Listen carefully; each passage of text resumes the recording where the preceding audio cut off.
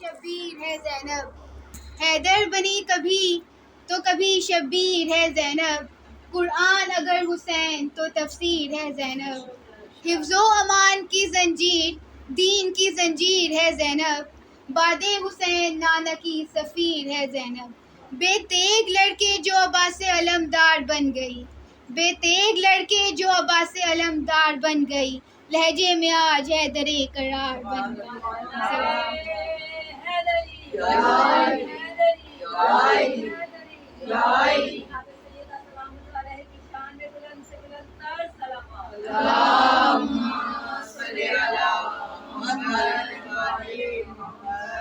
اعوذ باللہ من الشیطان الرجیم، بسم اللہ الرحمن الرحیم، الحمد للہ رب العالمین، الصلاۃ والسلام علی سید الانبیاء والمرسلین، سیدنا و مولانا ابی القاسم محمد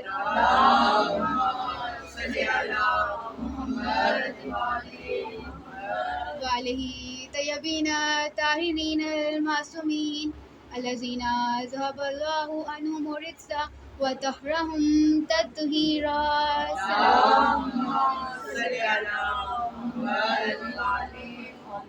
بسم اللہ الرحمن الرحیم، اللہم کل ولیک حجت ابن الحسن صلواتک علیہ وعلی آبائہ فی ہذہ الساعۃ وفی کل ساعۃ ولیاً وحافظا وقائدا وناصرا ودلیلا وعینا حتی تسکنہ ارضک طوعا وتمتعہ فیہا طویلا برحمتک یا ارحم الراحمین۔ صلوات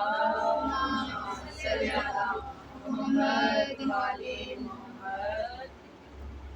عزادران حسین، آج کا میرا موضوع سخن سورہ منافقون ہے۔ اس کا سرنامہ کلام آیت نمبر 4 ہے۔ وَإِذَا أَرَيْتَهُمْ تُعْجِبُكَ أَجْسَامُهُمْ وَإِن يَقُولُوا تَسْمَعُوا لِقَوْلِهِمْ إِنَّكُمْ خُشُبٌ مُّسَنَّدَةٌ فَاحْذَرْهُمْ إِلَّا صَيْحَةٍ عَلَيْهِمْ وَهُمُ الْعَدُوُّ فَاحْذَرْهُمْ قَتَلَهُمُ اللَّهُ أَنَّىٰ يُؤْفَكُونَ۔ صلوات۔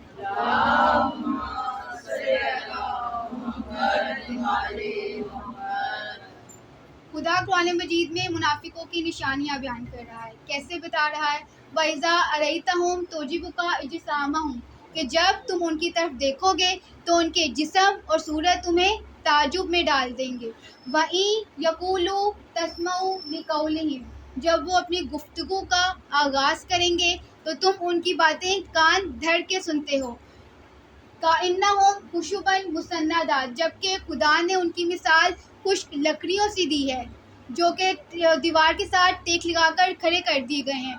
فَاحْذَرْهُمْ إِلَّا صَيْحَةٍ عَلَيْهِمْ، کہ جو بھی آواز بلند ہوتی ہے، چاہے وہ جہاں سے بھی بلند ہو رہی ہے، اسے وہ اپنے خلاف سمجھتے ہیں۔ هُمُ الْعَدُوُّ فَاحْذَرْهُمْ، کہ خدا انہیں صلوات صلی علی محمد، جو خدا انہیں غرق کر دے گا۔ فَقَتَلَهُمْ إِلَىٰ يُؤْفَكُونَ، خدا انہیں غرق کر دے گا۔ یہ کیسے دین حق سے منحرف ہو سکتے ہیں؟ صلوات۔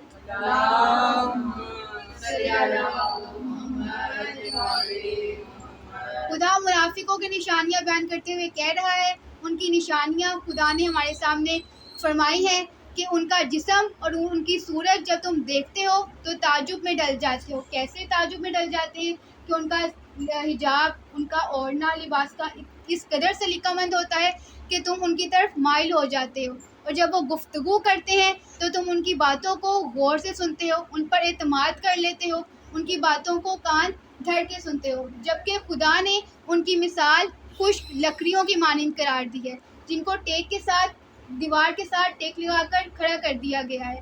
یہ ایسے جسم ہیں جو اندر سے خالی ہیں، جن کے اندر روح نہیں ہے، ان کو خود سے کوئی بھی استقلال نہیں ہے، ان کے باطن میں نور اور صفائی نہیں ہے، اور پھر جو بھی آواز بلند ہوتی ہے وہ اسے اپنے ہی خلاف سمجھتے ہیں۔ چاہے وہ جدھر سے بھی بلند ہو رہی ہو. انہیں خدا پر توکل اور اپنے نفس پر اعتماد سے وہ محروم ہیں. اور پھر خدا خبردار کر رہا ہے کہ یہی تمہارے حقیقی دشمن ہیں، ان سے بچ کر رہو. صلوات.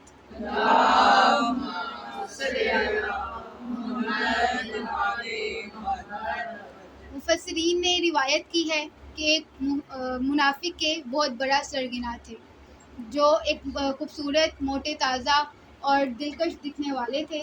وہ ایک چکنی چپیری باتیں کرتے تھے. جب بھی رسول خدا کی خدمت میں تشریف لاتے تو اپنے ساتھیوں کے ہمراہ پیچھے جا کر دیوار کے ساتھ ٹیک لگا کر بیٹھ جاتے اور اپنی غرور اور نخوت کی بنا پر وہ اپنی باتوں سے لوگوں کو متاثر کرتے. تو یہ آیت اسی حالت سے واضح کی جا رہی ہے. صلوات.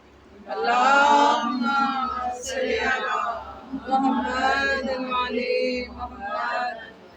آپ کے سامنے ایک واقعہ پیش کروں گی کہ کیسے منافق اور مومن کی پہچان ہوتی تھی. جب مولا کائنات کعبہ میں ان کی ولادت ہوئی تو حضرت ابو طالب نے مولا کائنات کو پکڑا اور اپنے گھر لے کر جا رہے ہیں.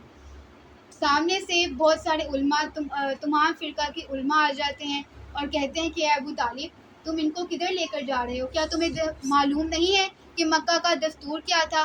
اس وقت کا دستور یہ تھا کہ جب بھی کوئی بچہ پیدا ہوتا اس کو ایک پتھر پر لٹا دیا جاتا اور اب اژدہا نکلتا اور وہ پہچان کرتا. اگر تو وہ اژدہا بچے کو نقصان پہنچاتا تو معلوم ہوتا کہ تو والدین کی مذمت کی جاتی، اور اگر تو وہ بچے کو کچھ نہیں کہتا تو والدین کی تعریف کی جاتی.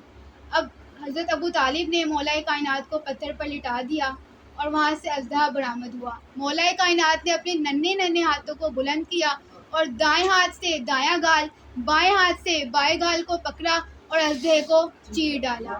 اب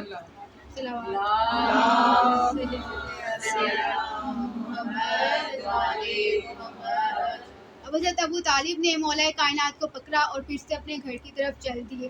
وہ فرقہ کے تمام علماء پھر سے تشریف لے آئے اور کہنے لگے کہ اے ابو طالب، اس نے تو مومن اور منافق کی کسوٹی ہی توڑ دی. تو رسول خدا کی برابری سے آواز آئی کہ چچا جان کہہ دیجئے یہی منافق اور منکر کی کسوٹی ہے.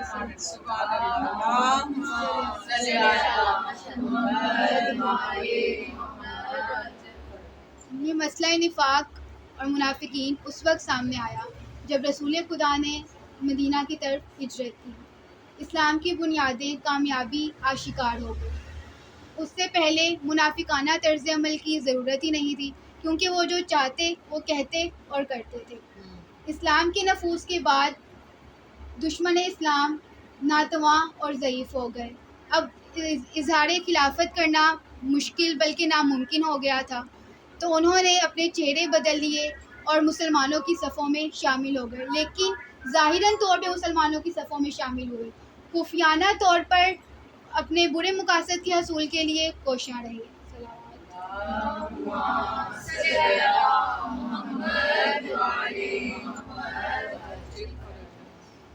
جیسا کہ آپ جانتے ہیں کہ آج 14 محرم ہے. تاریخ کربلا کو ہم لے کر چل رہے ہیں. اسیروں کا قافلہ پہنچ چکا تھا اور ابن زیاد کے حکم سے کوچوں اور بازاروں میں پھرایا جا رہا تھا.